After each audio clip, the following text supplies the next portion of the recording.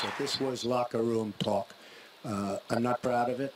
I apologize to my family. I apologize to the American people. I have great respect for women. Nobody has more respect for women than I do. He has said that the video doesn't represent who he is, but I think it's clear to anyone who heard it that it represents exactly who he is. If you look at Bill Clinton, far worse, mine are words and his was action. His was what he's done to women. There's never been anybody in the history of politics in this nation that's been so abusive to women. When I hear something like that, I am reminded of what my friend Michelle Obama advised us all.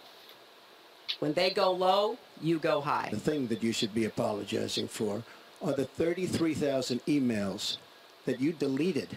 If I win, I am going to instruct my Attorney General to get a special prosecutor to look into your situation, because there has never been so many lies, so much deception.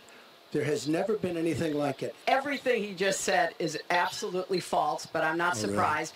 Really? After a year-long investigation, there is no evidence that anyone hacked the server I was using, and there is no evidence that anyone can point to at all. Right now, we are 90% health insurance coverage. That's the highest we've ever been in our country. Obamacare is a disaster.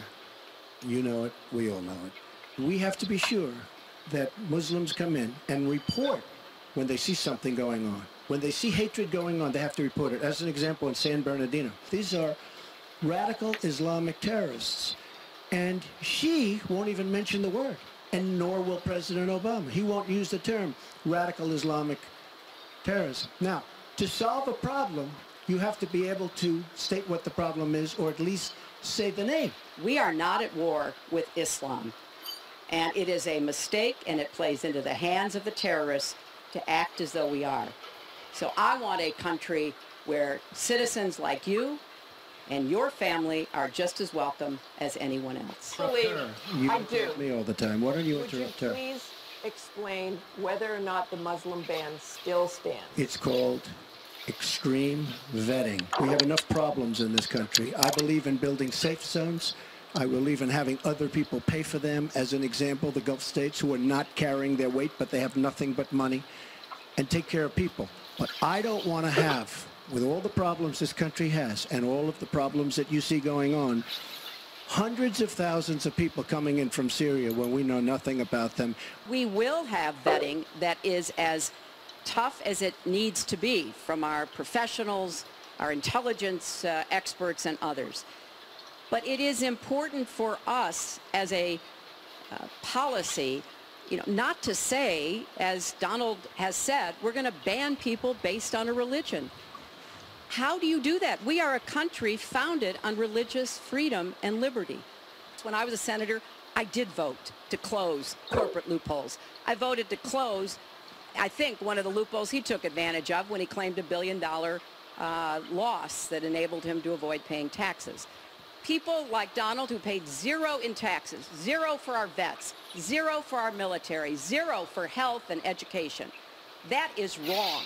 And we're going to make sure that nobody, no corporation and no individual can get away without paying his fair share to support our country. Mr. Trump, did you use that $916 million loss to avoid paying personal federal income taxes? Of course I do. Of course I do. And so do all of her donors, or most of her donors. I know many of her donors. Tweeting happens to be a modern-day form of communication. I mean, you can like it or not like it. It's a very effective way of communication. So you can put it down, but it is a very effective form of communication. I'm not unproud of it, to be honest with you. Secretary Clinton, does Mr. Trump have the discipline to be a good leader? No. I'm shocked to hear that.